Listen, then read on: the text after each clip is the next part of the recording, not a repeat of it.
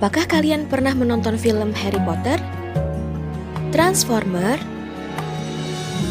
Pan's Labyrinth, cerita rakyat Lutung Kasarung dan Purbasari, atau cerita fabel Si Kancil dan Buaya, atau film fantasi musikal Ambilkan Bulanku? Itu semua merupakan contoh dari cerita fantasi. Jadi, apa sih cerita fantasi itu? Teks cerita fantasi adalah cerita fiksi yang bergenre fantasi atau dunia imajinatif yang diciptakan penulis. Selanjutnya adalah ciri-ciri cerita fantasi. Ciri-ciri cerita fantasi yang pertama adalah ada keajaiban atau sesuatu yang aneh dan juga misterius. Cerita fantasi mengungkapkan hal-hal yang sifatnya tidak nyata atau ajaib dan juga misterius.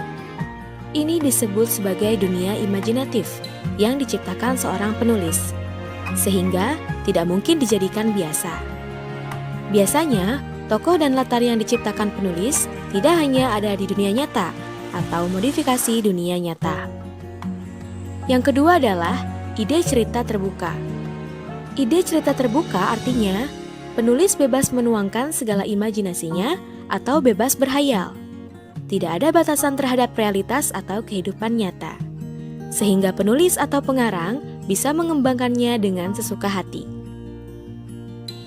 Tema atau ide yang paling sering dikaitkan dengan cerita jenis ini adalah tema supranatural, mistis, horor, fiksi ilmiah ataupun science fiction, dan sebagainya. Ada kalanya, meski ide cerita bersifat sederhana, namun selalu ada pesan menarik di balik setiap cerita ini. Ciri yang ketiga adalah latar bisa menembus ruang dan waktu. Cerita fantasi bisa menggunakan latar apapun dalam penulisannya, mulai dari yang ada dalam kehidupan sehari-hari hingga yang tidak ada atau bersifat karangan. Pada peristiwa ini, cerita juga bisa berpindah-pindah dari berbagai latar yang melintasi ruang dan waktu. Ciri yang keempat yaitu ada tokoh yang tak biasa atau unik. Tokoh dalam cerita fantasi bisa diberi watak dan ciri yang unik. Ada kalanya, bahkan yang tidak kita temui dalam kehidupan sehari-hari juga. Misalnya saja, seseorang yang bisa mengeluarkan api dari tangannya, atau mungkin seseorang yang bisa melihat mimpi orang lain, jin yang bisa keluar dari lampu, dan lain sebagainya. Tokoh di cerita ini bisa berada pada waktu dan tempat yang berbeda zaman, meski secara penampilan mungkin tak berbeda dengan kita yang hidup di masa sekarang. Ciri yang kelima yaitu fiktif semata. Cerita fantasi yaitu cerita yang bersifat fiktif, bukan kejadian nyata. Meski ada juga yang dialami oleh latar nyata atau objek nyata, tapi itu hanya saja dilebih-lebihkan. Dan ciri yang terakhir yaitu bahasa. Bahasa yang digunakan dalam cerita fantasi yaitu bervariasi, tidak harus dalam bentuk bahasa formal. Baiklah, kita lanjutkan kepada jenis-jenis cerita fantasi. Jenis-jenis cerita fantasi yang pertama yaitu cerita fantasi total dan irisan. Jenis cerita fantasi menurut kesesuaiannya dengan kehidupan nyata dibagi menjadi dua kategori, yaitu fantasi total dan fantasi sebagian atau irisan. Pertama, kategori cerita fantasi total berisi ide pencitraan pengarang terhadap wujud sesuatu. Pada cerita jenis ini, semua yang terdapat pada cerita tidak akan pernah ditemui dalam dunia nyata. Misalnya, cerita fantasi Negata digolongkan sebagai fantasi total penulis karena semua nama orang, nama objek, nama kota berasal dari buah pikiran imajinatif pengarang. Kedua, cerita fantasi irisan, yaitu cerita fantasi yang mengangkat tema fantastis tetapi masih merujuk pada nama-nama, tempat, dan kejadian-kejadian yang pernah berlangsung dalam kehidupan sebenarnya. Jenis cerita fantasi yang kedua yaitu cerita fantasi sezaman dan lintas waktu. Berdasarkan latar cerita, cerita fantasi diklasifikasikan menjadi dua tipe, yaitu latar lintas waktu dan latar waktu sezaman. Latar sezaman adalah latar yang dikondisikan dalam suatu periode waktu saja, tanpa fantasi masa kini, fantasi masa lampau, ataupun fantasi masa depan. Latar lintas waktu berarti cerita fantasi yang menggunakan dua latar waktu yang berbeda. Misalnya, masa sekarang dengan zaman prasejarah, masa kini dan masa 100 tahun kemudian.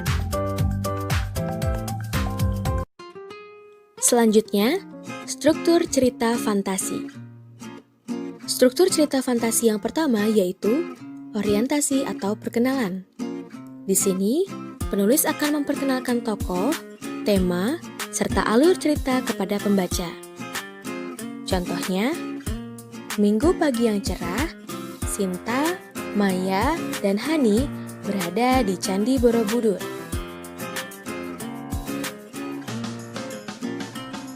Struktur cerita fantasi yang kedua adalah konflik. Ini adalah tahapan ketika permasalahan di dalam cerita bermula dari awal hingga puncak permasalahannya. Contohnya, di mana kita? Sinta bertanya sambil menatap tembok sekelilingnya yang memancar kemilau keemasan. Struktur cerita fantasi yang ketiga yaitu resolusi. Resolusi atau penyelesaian merupakan penyelesaian dari konflik atau permasalahan di dalam cerita dan mengarah kepada akhir cerita. Contohnya, mereka bertiga bertekad menyelesaikan tugasnya tepat waktu dan berkarya sebaik mungkin.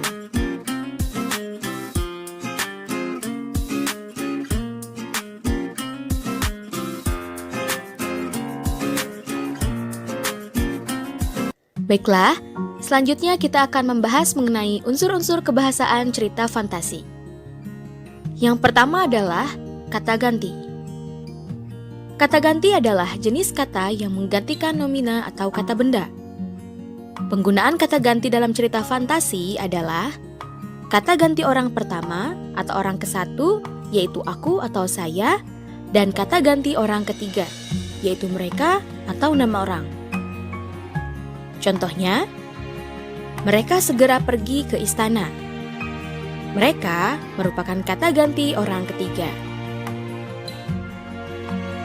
Yang kedua adalah penggunaan latar. Penggunaan latar dalam teks cerita fantasi dibagi menjadi tiga, yaitu latar tempat, latar waktu, dan latar suasana. Contohnya, saat tengah malam, Ratu menangis di kamarnya. Saat tengah malam menunjukkan latar waktu. Ratu menangis menunjukkan latar suasana, dan di kamarnya menunjukkan latar tempat. Unsur kebahasaan yang ketiga yaitu konjungsi temporal. Konjungsi temporal merupakan kata hubung sebagai penanda urutan waktu. Misalnya, setelah itu, ketika, sebelum, bersamaan dengan itu, lalu, kemudian, akhirnya, dan lain sebagainya. Contohnya, setelah buku terbuka, aku terseret ke masa lampau. Setelah buku terbuka yaitu merupakan konjungsi temporal. Selanjutnya adalah penggunaan kata atau ungkapan keterkejutan. Penggunaan kata atau ungkapan keterkejutan berfungsi untuk menggerakkan cerita. Contohnya, tiba-tiba seorang alien yang berukuran lebih besar datang. Kata tiba-tiba merupakan ungkapan keterkejutan. Terakhir, penggunaan dialog atau kalimat langsung.